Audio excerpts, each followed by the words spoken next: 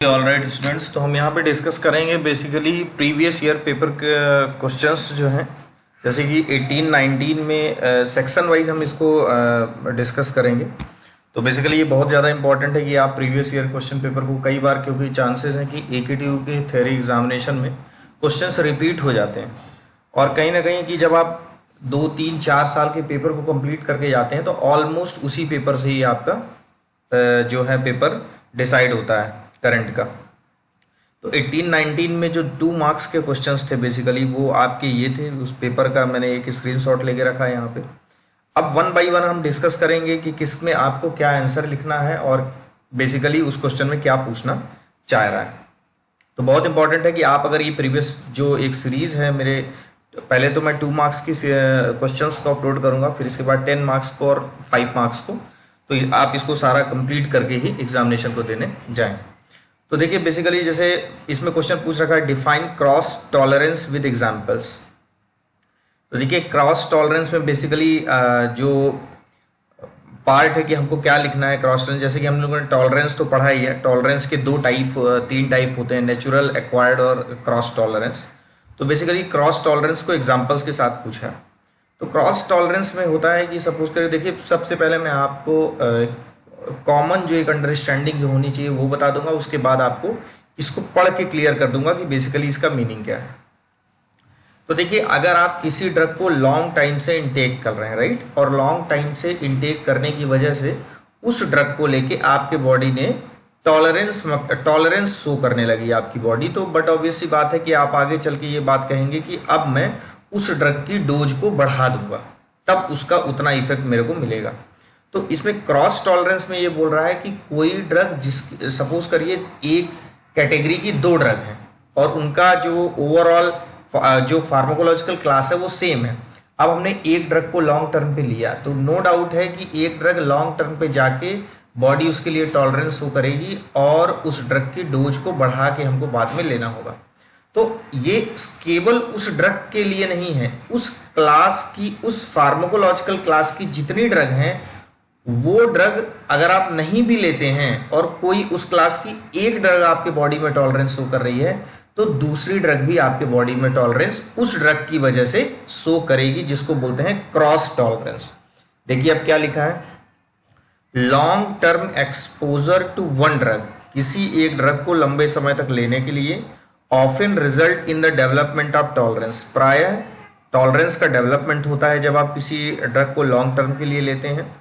To the effect of other structurally similar drugs in the same pharmacological class, मतलब pharmacological CAL होगा यहाँ पे, pharmacological class.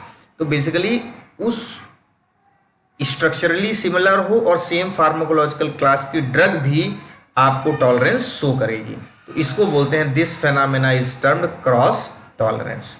अब cross tolerance का suppose करिए एक हम एग्जाम्पल की बात करें, तो जैसे हम मॉर्फिन और पैथेडिन, ये दोनों एक कैटेगरी के ड्रग हैं और ये बेसिकली एक दूसरे से क्रॉस टॉलरेंस शो करती हैं। फर्स्ट एग्जांपल में हमने देखा है, जैसे सिगरेट स्मोकिंग क्या होता है, सिगरेट जो लोग स्मोक करते हैं उसमें सिगरेट स्मोकिंग एक तरीके से एक एंजाइम इंड्यूसर्स की तरह काम करती है, राइट, जैसा कि हमने एंजाइम इंड्यूसर्स और एंजाइम इनहिबिटर पढ़ा था। तो एंजाइम इंड्यूसर्स का काम करती है और बेसिकली ये अप रेगुलेट कर देती है किसको, CYP1A जो एंजाइम है, माइक्रोसोमल एंजाइम फैमिली, उसको ये एक्टिवेट कर देती है, और वो जो एंजाइम है वो बेसिकली कैफीन के मेटाबोलाइज के लिए रिस्पॉन्सिबल होते हैं। तो बट ऑब्वियस सी बात है कि अगर कोई इंडिविजुअल लॉन्ग टर्म के लिए सिगरेट स्मोकिंग कर रहा है तो ये एंजाइम बहुत ही ज़्यादा अप रेगुलेटेड होंगे, और जब अप रेगुलेटेड होंगे मीन्स एंजाइम इंड्यूसर की तरह ड्रग काम कर रही है, इस एंजाइम को इंड्यूस करके रखी हुई है। तो जब ये एंजाइम इंड्यूसर्स होंगे तो अगर ये किसी के ड्रग के लिए मेटाबोलाइज करने के लिए रिस्पॉन्सिबल है और वो ड्रग आप लेते हैं, जैसा कि यहाँ पे कैफीन के लिए कहा गया है, तो कैफीन का मेटाबॉलिज्म क्या हो जाएगा, बहुत फास्ट होगा, या आप ये कह सकते हैं कि उसकी लो डोज उतना इफेक्ट नहीं करेगी। तो आप ये कह सकते हैं कि सिगरेट की वजह से कैफीन ने इफेक्ट नहीं दिया, क्योंकि सिगरेट ने CYP1A एंजाइम जो कि कैफीन को मेटाबोलाइज कर रहा था को इंड्यूस करके रखा था। तो इससे हम ये कह सकते हैं कि ये कैफीन और सिगरेट एक दूसरे से क्रॉस टॉलरेंस शो कर रहे हैं। तो आप इस तरीके से क्रॉस टॉलरेंस को लिख सकते हैं, आपको एग्जाम्पल्स जरूर एग्जामिनेशन में कोट करना होगा। तो एक आपका इस तरह 2 मार्क्स का क्वेश्चन, 2 मार्क्स के क्वेश्चन में हार्डली आपको बहुत कुछ नहीं लिखना है। अगर आपको आप अपनी बात एग्जाम्पल से कह पा रहे हैं तो आपको 4-5 2-3 लाइनों में अपने डेफिनेशन को लिख के और एग्जाम्पल्स कोट करके उस क्वेश्चन को कंप्लीट कर देना है। तो ये आपका एक क्रॉस टॉलरेंस विद एग्जाम्पल का ये आपका क्वेश्चन आंसर है। नेक्स्ट क्वेश्चन है, ये काफ़ी टेक्निकल क्वेश्चन है और जब मैं इस 18-19 के 2 नंबर के क्वेश्चन को जब मैं प्रिपेयर स्लाइड बना रहा था इनकी, तो मुझे लगा कि काफ़ी अच्छे क्वेश्चंस उस ईयर में आए हुए हैं और ये उसी में से एक टेक्निकल क्वेश्चन था कि what is the effect of acidification of urine on excretion of acidic and basic drug. तो देखिए इसका कॉन्सेप्ट, इसको पढ़ने से पहले आप ये समझिए, like dissolves like. Like dissolves like का मतलब होता है कि कोई एसिडिक ड्रग है वो एसिडिक मीडियम में ही एब्जॉर्ब होगी और कोई अगर बेसिक ड्रग है तो बेसिक मीडियम में ही एब्जॉर्ब होगी। अब एक फंडा हमारा ये भी है कि जब ये एब्जॉर्ब होती है कोई ड्रग तो वो अनआयनाइज्ड फॉर्म में एब्जॉर्ब होती है। तो हम ये भी कह सकते हैं कि एसिडिक ड्रग को अगर एसिडिक मीडियम में रख रहे हैं तो वो अनआयनाइज्ड होगी क्योंकि वहाँ पे ही एब्जॉर्ब हो रही है। इसी तरह बेसिक ड्रग बेसिक मीडियम में अनआयनाइज होगी। तो इट मीन्स अगर आप किसी ड्रग का, सपोज करिए यूरिन का मीडियम आपके एसिडिक है, राइट, और अगर आप एसिडिक ड्रग ही ले रहे हैं, राइट, तो वो यूरिनरी एक्सक्रीशन उसका कम होगा क्योंकि वहाँ पे सेम मीडियम मिल गया, एब्जॉर्प्शन ज़्यादा होगा। लेकिन अगर बेसिक यूरिन है और एसिडिक ड्रग ले रहे हैं तो वो ड्रग क्या हो जाएगी, आयनाइज, और आयनाइज ड्रग कभी भी एब्जॉर्ब नहीं होगी और एब्जॉर्ब नहीं होगी इट मीन्स वो क्या होगी, एक्सक्रीट होगी। अपोजिट मीडियम में ड्रग आयनाइज होने की वजह से एब्जॉर्ब नहीं होती। तो अब आप देख सकते हैं इसमें कहा गया कि यूरिनरी पीएच कम है या ज़्यादा has a significant impact on excretion as drug ionization changes depending on the alkaline and acidic environment. ये बहुत ही कॉमन लाइन है कि drug ionization depending on the environment बदलता रहता है, एसिडिक है या basic. Acidic drug will be unionized in the acidic medium while basic drug will be unionized in the basic medium। ये बात क्लियर है, और अनआयनाइज्ड होगी मीन्स एब्जॉर्ब होगी। लेकिन हमको क्या करना है, increased excretion occurs with weakly acidic drug. अब इन वीकली एसिडिक ड्रग का अगर एक्सक्रीशन करना है तो हमको यूरिन का मीडियम क्या रखना होगा, opposite, means in basic urine, while basic drug excreted in acidic urine.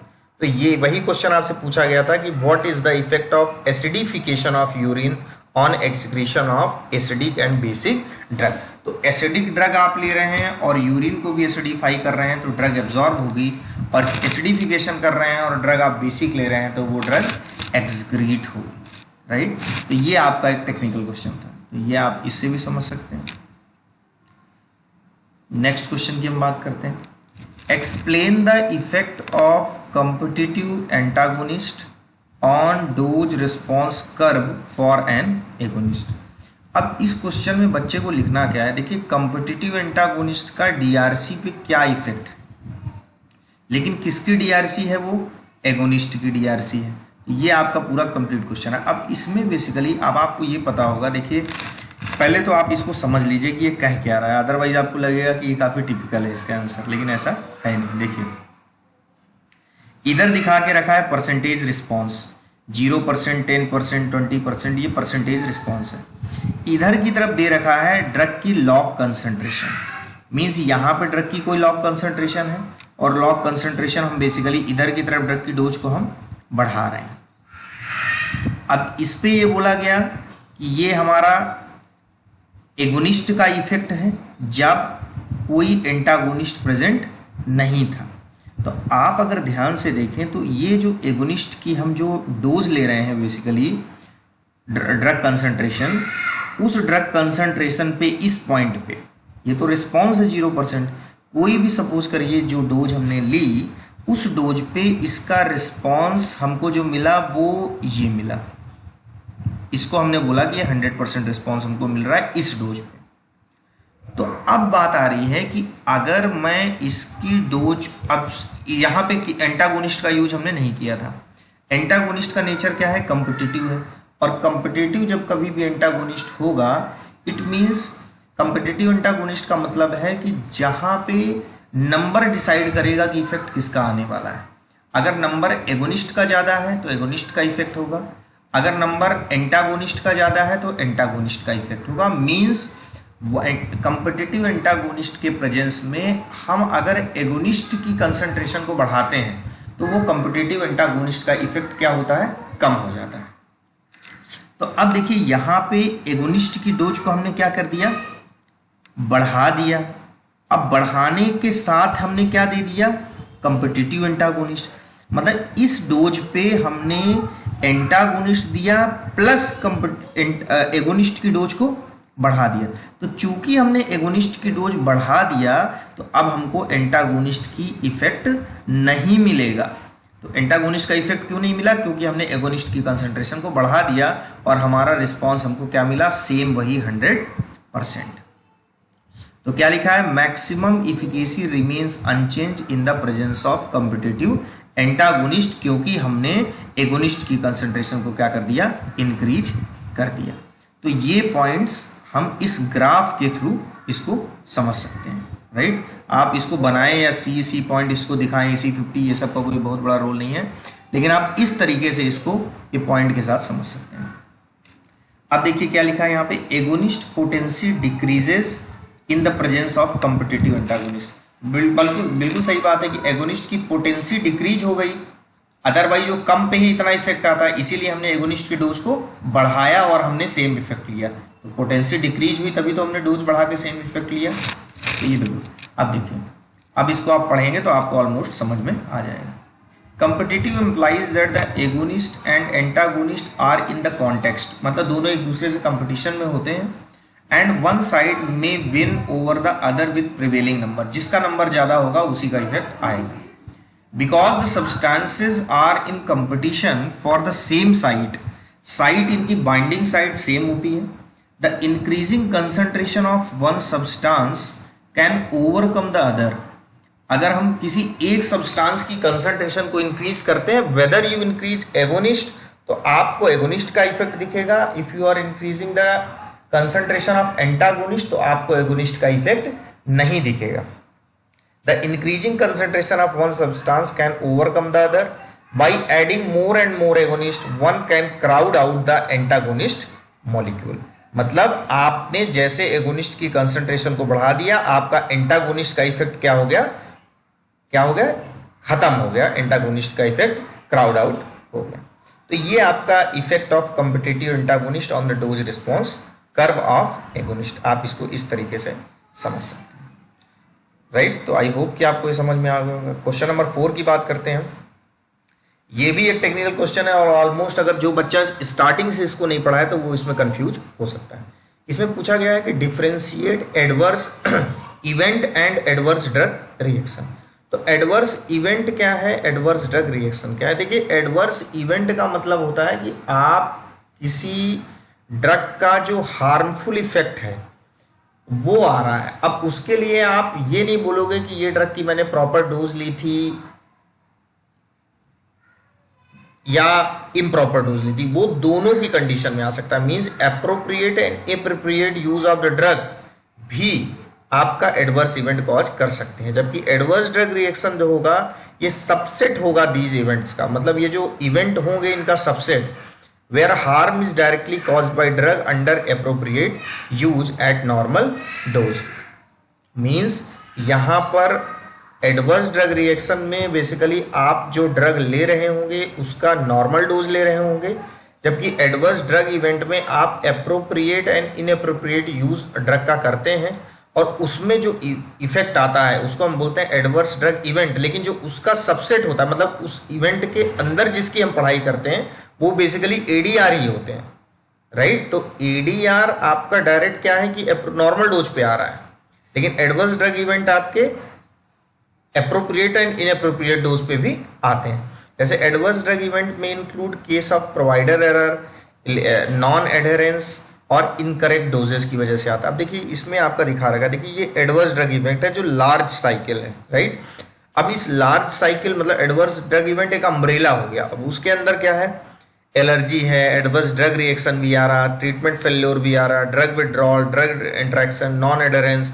तो आपका जो एडीआर है वो कहीं ना कहीं एडवर्स ड्रग इवेंट में उसका एक सबसेट है, उसके अंदर आता है। तो आप इसको इस तरीके से भी लिख सकते हो। अगर आपको ये चीजें सपोज करिए नहीं लिखनी है तो आप एक बड़ा सा सर्कल बनाइए, उसके अंदर लिखिए एडवर्स ड्रग इवेंट, और एक छोटा सर्कल बनाइए, उसके अंदर लिखिए एडवर्स ड्रग रिएक्शन। इस तरीके से आप जो इवेल्युएटर है उसको समझा पाएंगे। सो ये है adverse drug event and adverse drug reaction. Means कहीं ना कहीं एडवर्स इवेंट जो है, फिर इसको कंक्लूड करते हैं, वो किसी ड्रग के अप्रोप्रिएट या इनअप्रोप्रिएट यूज से होता है, और इसके जो सबसेट होते हैं वो बेसिकली आपके क्या होते हैं, एडीआर होते हैं, जो कि नॉर्मल डोजेस पे होंगे। So this is adverse event and adverse drug reaction. Next question की बात करते हैं, why atropine is contraindicated in glaucoma. तो देखिए ये बड़ा ही टेक्निकल सवाल है। अब जिन बच्चों ने केडी त्रिपाठी से या किसी बुक से इस डायग्राम को देख रखा, तो बेसिकली ये आपका कॉर्निया है और ये आपका सिलियरी मसल है, राइट, और ये आपका जो है लेंस है और ये आपका आइरिस है। तो अब होता क्या है कि सिलियरी मसल से बेसिकली ये जो सिलियरी इपिथेलियम है वहाँ से एक्वोस्यूमर सिक्रीट होके और इस रास्ते से निकल के इस तरह यहाँ से ड्रेनेज होता है। लेकिन अब कंडीशन ये है कि आपको नैरो एंगल ग्लूकोमा है। बेसिकली ये जो टेक्निकल क्वेश्चन में ही आप कुछ एरर कह सकते हो इसमें। अगर इस तरह क्वेश्चन आपसे पूछता है why atropine is contraindicated glaucoma, तो कहीं ना कहीं थोड़ा सा रॉन्ग है। ये बेसिकली आपको जो टू द पॉइंट क्वेश्चन इसका ये होना चाहिए, why atropine is contraindicated in narrow angle glaucoma. ठीक, तो नैरो एंगल ग्लूकोमा में बेसिकली होता क्या है कि जो हमारा ये जो एंगल है कॉर्निया और आइरिस के बीच, ये इतना स्टिक हो जाता है, इतना कम हो जाता है कि आपका जो एक्वोस्यूमर है वो इसको रीबैक नहीं आ पाता, और जब एक्वोस्यूमर रीबैक नहीं आएगा तो उसका आउटफ्लो कम हो जाएगा। तो अब हो क्या रहा है कि अगर हम नैरो एंगल ग्लूकोमा के केस में एट्रोपिन देने की एडवाइस करते हैं, तो चूंकि हमको पता है कि एट्रोपिन क्या करता है, सिलियरी मसल को रिलैक्स कर देगा, और ये आइरिस को जब मिड्रियासिस कॉज करेगा तो मिड्रियासिस करने की वजह से ये जो एंगल है ये जितना पहले क्लोज था उससे ज़्यादा क्लोज हो जाएगा, और ज़्यादा क्लोज होने से हमारा कॉम्प्लिकेशन क्या होगा, और बढ़ जाएगा। मीन्स एक्वोस्यूमर का जो ड्रेनेज है वो बिल्कुल ही नहीं हो पाएगा। इसी वजह से हम नैरो एंगल ग्लूकोमा में आइरिस के डायलेटेशन, चूंकि एट्रोपिन आइरिस को डायलेट करके और एंगल को क्लोज कर देता है, इस वजह से हम उसमें एट्रोपिन एडवाइस नहीं करते। तो अब आप इसमें देख सकते हैं कि anti muscarinics such as atropine are contraindicated in angle closure glaucoma या closed angle glaucoma because of the increase likelihood of producing complete obstruction of the outflow of aqueous humour. क्योंकि इसको जब ये डायलेट कर देगा इस आइरिस को, तो यहाँ से डायलेशन की वजह से पूरा ये कंप्लीट, मतलब थोड़ा भी इधर से ड्रेनेज जो है इसका आउटसाइड नहीं होगा। चूंकि यहाँ पे डायलेट कर दिया आइरिस को, तो ये देखिए लेंस और इसकी डायलेट करने की वजह से लेंस और कॉर्निया, ये जो एंगल है ये बेसिकली बहुत ज़्यादा कम हो जाएगा, ये एरिया पूरा ऑक्यूपाई हो जाएगा, और ये जो वापस जो एक्वोस्यूमर इधर से जाके डिफ्यूज हो रहा है, ड्रेन हो रहा है, वो नहीं होगा। तो because of the increase likelihood of producing complete obstruction of outflow of aqueous humour resulting in an acute increase in intraocular pressure in response to relaxation of ciliary muscle. Atropine-like drug are used in eye exams to relax the ciliary muscle, which opens the pupil, allowing better visualization of the retina. Atropine का basically हम use करते हैं, चूँकि ये क्या करते हैं, ये उसको dilate करती हैं, सिलियरी मसल को रिलैक्स करती हैं। तो सिलियरी मसल का जब ये रिलैक्स होंगी तो ये लेंस का ज़्यादा एक्सपोजर होगा रेटिना का, तो रेटिना के ओवरऑल एक्सपोजर ज़्यादा हो, इस वजह से हम उसके मतलब विजुअलाइजेशन के लिए कई बार हम एट्रोपिन का यूज करते हैं। तो atropine like drug are used in the eye exams to relax the ciliary muscle. इसको रिलैक्स करेंगे ताकि इसका आपका ये पीछे की तरफ जाए, और पीछे की तरफ जाएगा तो आपको लेंस का ज़्यादा से ज़्यादा पार्ट पीछे की तरफ रेटिना का आप देख पाएंगे।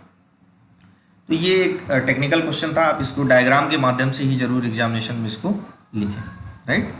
तो ये आपका कंप्लीट क्वेश्चन का आंसर है। नेक्स्ट क्वेश्चन है right clinical use of glycopyrrolate and isoxsuprine.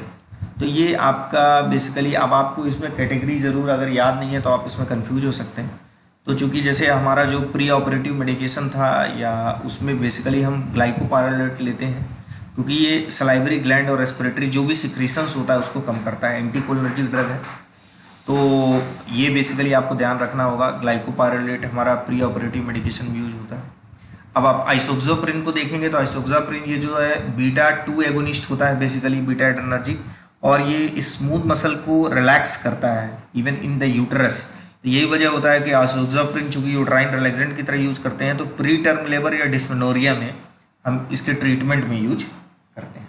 तो आपको ये तो complete direct drug oriented question है, तो आपको ये कैटेगरी जरूर इसकी याद होनी चाहिए। मीन्स ग्लाइकोपाइरोलेट का एंटी सिक्रेटरी और जितने सिक्रीशंस होते हैं रेस्पिरेटरी सिक्रीशन, जो प्री एनेस्थेटिक मेडिकेशन जैसे हमने पढ़ा था कि सर्जरी के पहले जो लेते हैं, तो बेसिकली उसमें भी हम ग्लाइकोपाइरोलेट का यूज करते हैं, और ये प्री टर्म लेबर और डिस्मेनोरिया में आइसोक्साप्रिन। नेक्स्ट क्वेश्चन है differentiate MAO A and MAO B inhibitors with example. तो देखिए माओ ए और माओ बी इनहिबिटर्स जो भी बेसिकली हम एंटी डिप्रेसेंट में यूज़ करते हैं। माओ ए इनहिबिटर जो होते हैं ये बेसिकली जो भी ड्रग होगी माओ ए इनहिबिटर, लाइक क्लोरजाइलिन या मोक्लोबेमाइड। पहली बात तो आपको ड्रग जरूर याद रखनी है, माओ ए इनहिबिटर क्लोरजाइलिन और मोक्लोबेमाइड, जबकि माओ बी इनहिबिटर आपकी स्लेजिलिन एंड लाजाबेमाइड।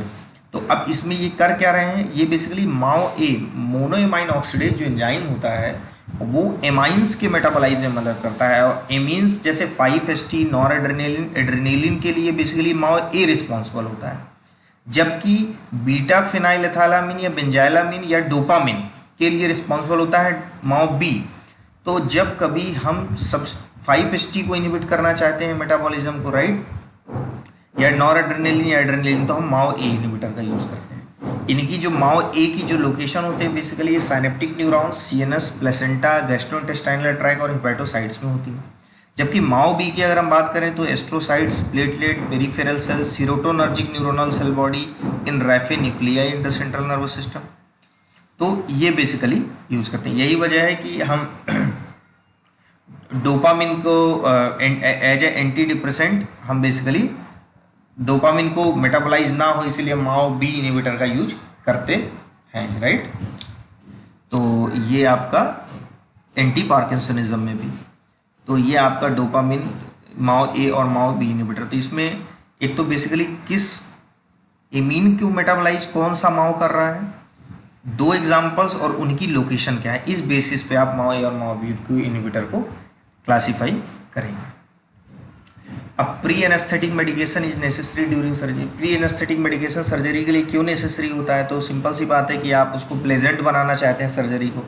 तो इसमें जैसे आप sedative, hypnotic, anxiolytic drug use करते हैं, ओपियाइड एनाल्जेसिक यूज करते हैं, एंटीमेटिक यूज करते हैं, एंटीकोलिनर्जिक यूज करते हैं। तो ड्रग कौन सी बेसिकली, जैसे डाइजीपाम, लोरेजीपाम, यहाँ पे आप मॉर्फिन, पैथिडीन, और एंटीमेटिक में मेटोक्लोप्रामाइड और एंटीकोलिनर्जिक में एट्रोपिन, हायोसिन, ग्लाइकोपरल। इसमें आपका समझाने का कुछ नहीं है, लेकिन हाँ ये कैटेगरी जो ब्लू कलर से है ये आपको याद करनी है। अब ओवरऑल हमारा काम प्री एनेस्थेटिक मेडिकेशन का क्या है कि हमारा एनेस्थेटिक की डोज भी कम लगे और हमारा जो सर्जरी है वो प्लेजेंट। तो इसमें बेसिकली जो हम ये first category sedative, hypnotic, anxiolytic use करते हैं उसकी वजह ये होती है कि they decrease the anxiety, right. Opioid में कि give to provide sufficient analgesia during procedure या पोस्ट ऑपरेटिवली। एंटीमेटिक बात करते हैं तो antiemetic enhance gastric emptying, they are use to prevent nausea, vomiting and patient. Anticholinergic की हम बात करते हैं, देखिए तो बेसिकली डिक्रीज सिक्रीशन, जैसे कि हम ग्लाइकोपाइरोलेट के लिए पढ़े थे, decrease secretion, preventing laryngospasm, avoiding problems during intubation, और सिक्रीशन वगैरह का बेसिकली इनहिबिट करते हैं, and suppress secretion in GIT. तो ये वजह होती है जिसकी वजह से हम प्री एनेस्थेटिक मेडिकेशन को हम यूज करते हैं बिफोर सर्जरी, जनरल एनेस्थीसिया के पहले। What are extra pyramidal side effect. तो साइड इफेक्ट्स के नाम अगर पूछता है, देखिए ये तो नाम आप लिखिए केवल आपके 2 मार्क्स में, लेकिन अगर थोड़ा सा आप इसको उसके अंदर भी लिखेंगे कि बेसिकली वो चीज़ होती क्या है तो ज़्यादा बेटर है, ज़्यादा इंप्रेशन आपका अच्छा बन पाएगा। तो what are extra pyramidal side effects, anti psychotic के क्वेश्चन टॉपिक से है, यूनिट से। तो anti psychotic medication produce extra pyramidal side effect the extra pyramidal symptom include acute dyskinesia, dystonic reactions, tardive dyskinesia, akinesia, akathisia and neuroleptic malignant syndrome. तो ये आपको बिल्कुल learn करके रखना है, यही एक्स्ट्रा पायरामिडल साइड इफेक्ट्स होते हैं। अब डिस्काइनेशिया क्या है? बेसिकली इनवॉलंटरी रेटिक मूवमेंट है। डिस्टोनिक रिएक्शन क्या होते हैं? ये भी involuntary contraction of muscle of extremities के लिए बेसिकली बोला जा रहा है, जो एबनॉर्मल पोस्चर के लिए रिस्पॉन्सिबल होता है। Tardive dyskinesia basically face tics like lip smacking, tongue thrusting and rapid blinking. Akinesia basically conscious control movement का जो है बेसिकली इसमें one has drop in his her conscious control of movement. Akathisia continuous feeling of restlessness. और neuroleptic malignant syndrome जो कि life threatening होता है और बेसिकली इसमें muscle rigidity, Altered mental status and autonomic dysfunction involve होता है। तो इसकी ज़्यादा डेप्थ मैकेनिज्म में आपको नहीं जाना कि ये चीज़ इसमें क्यों होता है, क्योंकि 2 मार्क्स में आपसे पूछ रखा है। तो बेसिकली आपको जैसे अगर पूछता है कि एक्स्ट्रा पायरामिडल साइड इफेक्ट, तो आप इसका नाम तो जरूर लिखिए। अगर अंदर नहीं लिख पा रहे तो आप इसके नाम को जरूर लिखिए। ये जो 4-5-6 चीज़ें हैं इनको जरूर आपको राइट करना है। नेचुरल एंड एक्वायर्ड टॉलरेंस का डिफरेंस पूछा है, बहुत आसान क्वेश्चन है। नेचुरल टॉलरेंस में आप बेसिकली इनहेरेंटली किसी ड्रग के लिए अगर बचपन से ही बॉर्न वाइज लेस सेंसिटिव हैं, तो जैसे रैबिट जो होते हैं एट्रोपिन के लिए टॉलरेंट होते हैं, ब्लैक रेसेस मिड्रियाटिक ड्रग के लिए टॉलरेंट होती है। एक्वायर्ड जो आप इन्वायरमेंट से टॉलरेंस करते हैं, मतलब इन्वायरमेंट की वजह से, जैसे body is capable of developing tolerance to most drug but the phenomena is very easily recognized in case of CNS depressant। CNS depressant जो है वो उस समय लेने के बाद आप उसकी उस डोज के लिए टॉलरेट हो जाते हो और उसकी डोज को आपको बाद में चल के इंक्रीज करना होता है। तो ये एक्वायर्ड टॉलरेंस है। तो नेचुरल एक्वायर्ड टॉलरेंस से आपका क्वेश्चन आया। तो इस तरीके से आप 2 मार्क्स के क्वेश्चन को राइट एग्जाम में करिएगा ताकि आप एक अच्छे नंबर फार्माकोलॉजी 4th सेमेस्टर में गेन कर सकें।